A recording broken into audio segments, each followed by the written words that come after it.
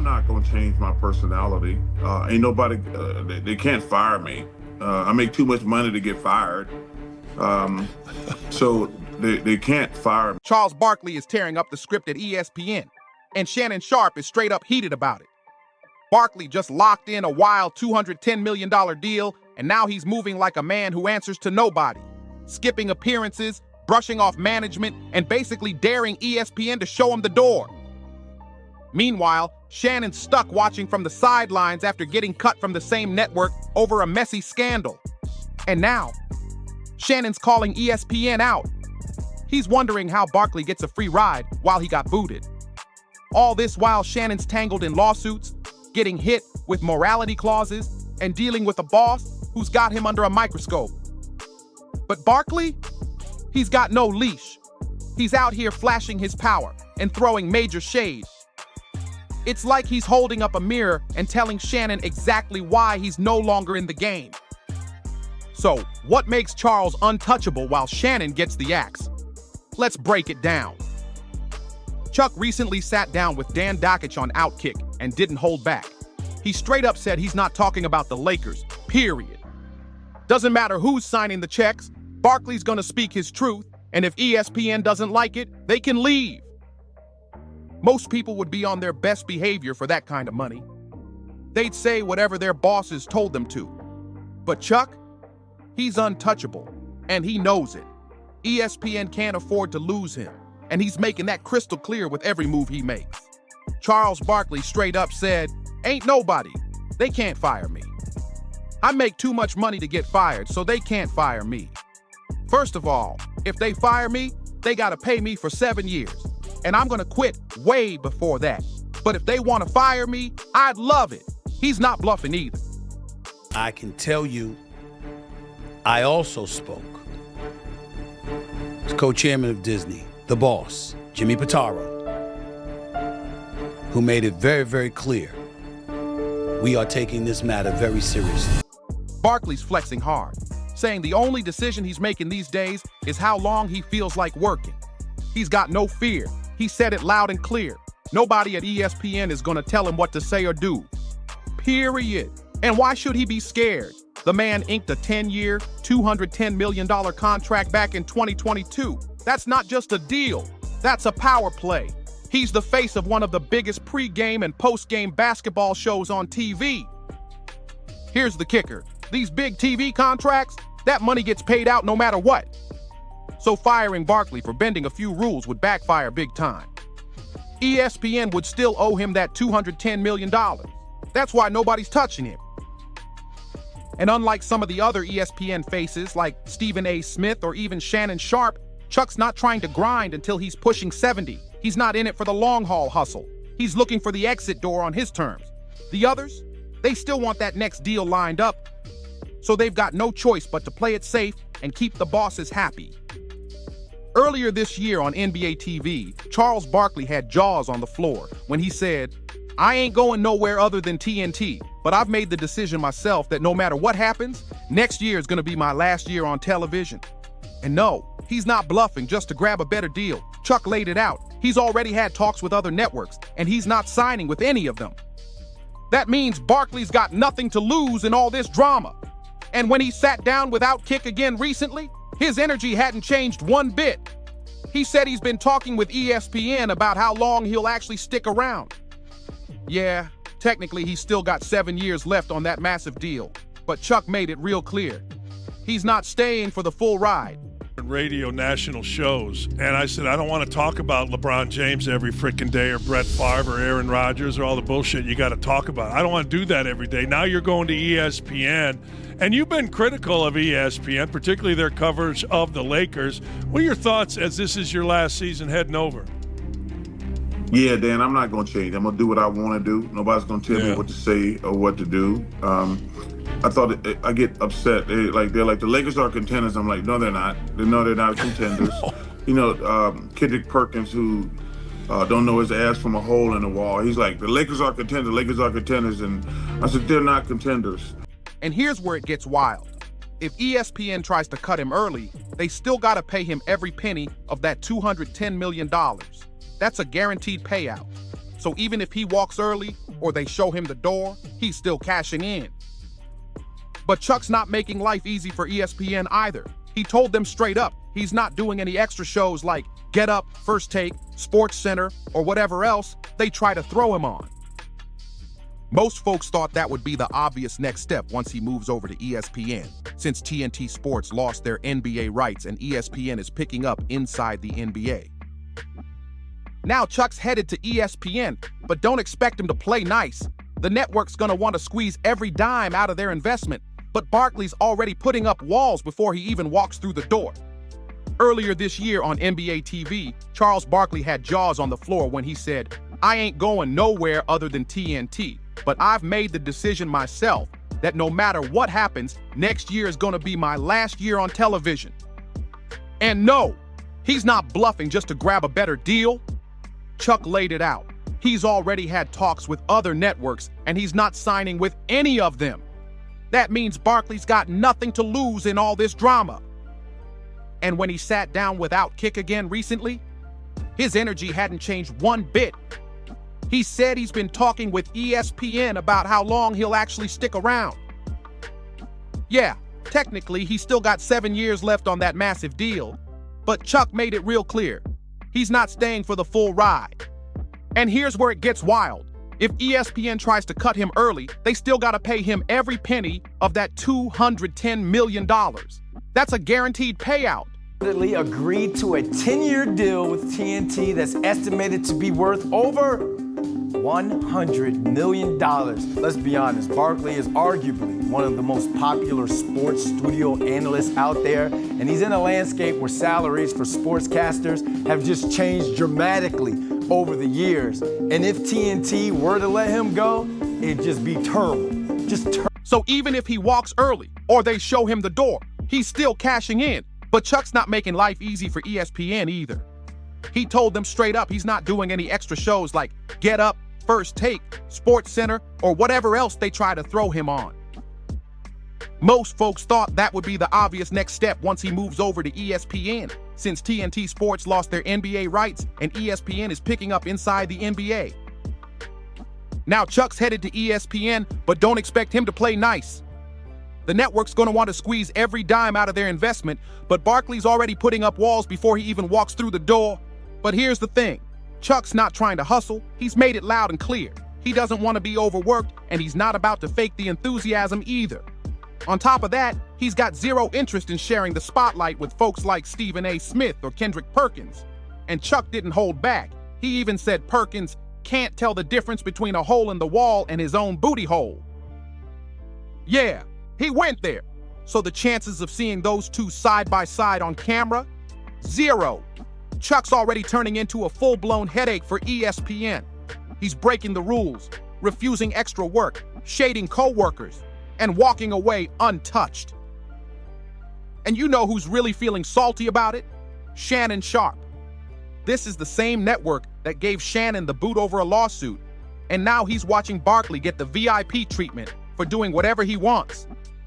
No wonder Shannon's fuming behind the scenes. Word is, he's even had a few things to say about Chuck, not all of them friendly. But before Shannon starts throwing heat, he might want to pump the brakes and face reality.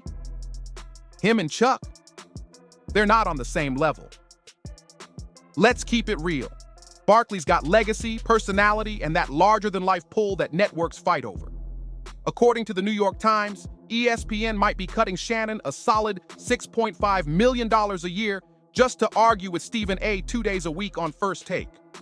For me personally, I wanted you guys to hear from me because I'm not doing any more interviews. Don't y'all be calling me. Nobody calling me. I'm not talking about this again, but I want to tell my NBA and NBA TV and TNT family that I'm not going to another network, but I'm going to pass the baton to either Jamal Crawford or Vince Carter or you, Steve. But next year, I'm going to just retire after 25 years, and I just want to say thank you. But when legal issues pop up, especially involving someone just barely old enough to drink, Shannon doesn't have the leverage to weather that storm. And with Disney behind ESPN, they don't play around when it comes to brand safety and business strategy. If you're not a megastar, they'll drop you the second things get messy. Disney doesn't play when it comes to their image. And that's exactly why they've got that morality clause baked into every major contract. It's like a legal trap door. If your name ends up in a scandal or the headlines get messy, they can drop you fast. The clause uses slick wording like public disrepute, humiliation, or scandal, so they've got full freedom to cut ties whenever they feel their brand's at risk. And honestly, Shannon Sharpe gave them all the ammo they needed. Let's be real, this wasn't just some random misstep. The man is 56, and he was reportedly involved with a 19-year-old. That's a PR disaster waiting to happen. Disney didn't move on a whim. They moved with purpose. And after that mess, nobody should be shocked that they pulled the plug. Even worse, this ain't Shannon's first brush with public drama.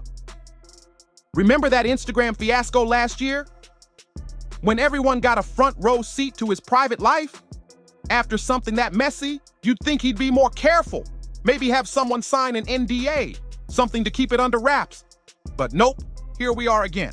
And Disney, they're known for running a tight ship. So when something like this hits the fan, they clean house, fast. You know, there's been a lot of noise around our network the last few months. And I just want to say, I've talked to all the other networks, but I ain't going nowhere.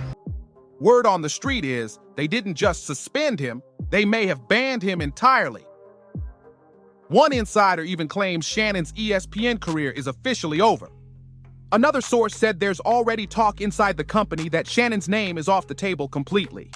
Looks like ESPN's done with the drama, and they're not looking back.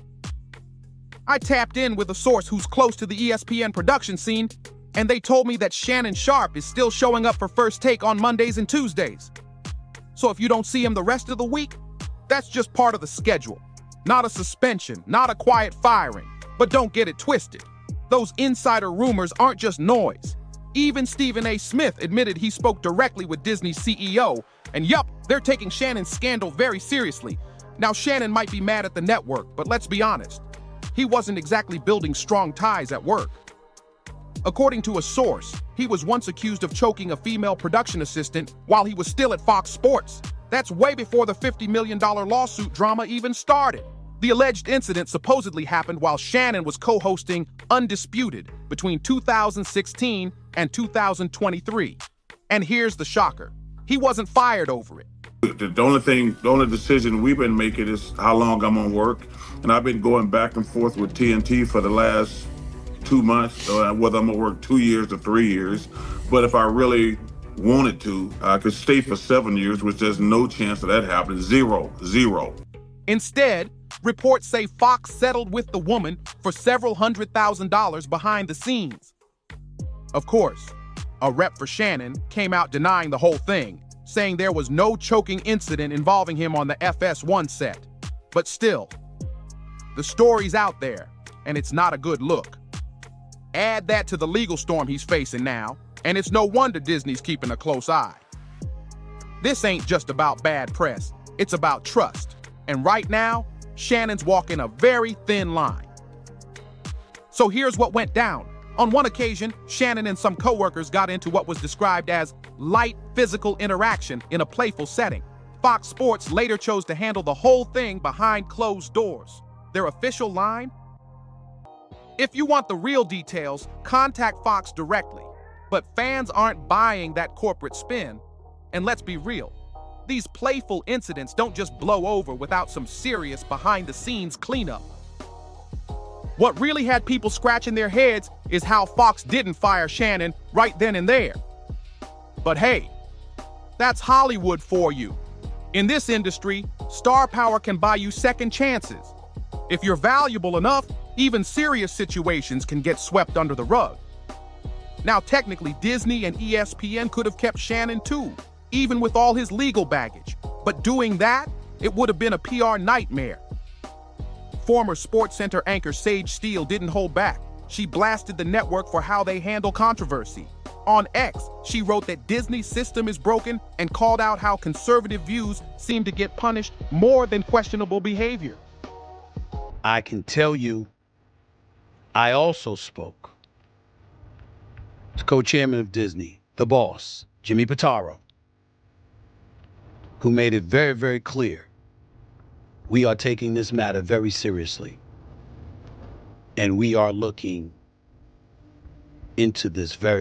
She was responding to a tweet that pointed out how Disney had let go of women over political leanings, while someone like Shannon, with multiple allegations tied to women, still kept his seat at the table. And she wasn't the only one sounding off.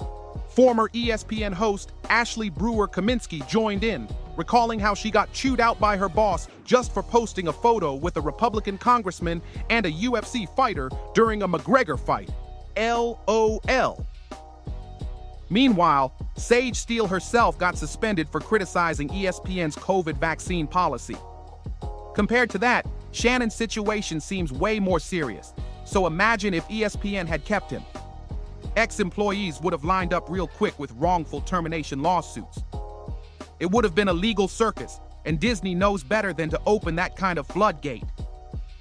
And here's where it all gets even messier. Shannon's situation didn't just cause tension with the higher-ups. It created major waves across the entire ESPN crew. Some insiders claim there was already discomfort behind the scenes because of his reputation. Word is, a few employees didn't even want to work in the same studio as him during the height of the scandal. While the official narrative is that Shannon stepped away voluntarily, others believe the decision was strongly encouraged. A quiet push out the door to avoid more backlash. Disney didn't want to take any more hits to their image, especially not with shareholders and the public watching closely. They were already catching flack from critics who thought they were too soft when it came to holding top talent accountable. Now that the dust settled, ESPN seems focused on cutting ties quietly, while still letting Shannon ride out the rest of his current deal without too much noise. But make no mistake, this isn't a reset. It's more like a slow fade out. Shannon's role is shrinking, and insiders say there's zero chance of him getting a contract renewal when the time comes. Even Stephen A. Smith, who usually defends his co-hosts, has noticeably cooled off when asked about the situation.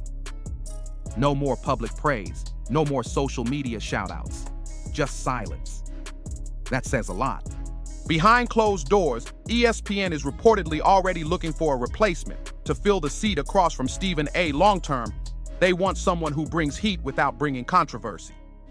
And with Disney steering the ship, the message is crystal clear. No more risks, no more scandals. If you bring drama, you better bring ratings big enough to justify it, or you're out.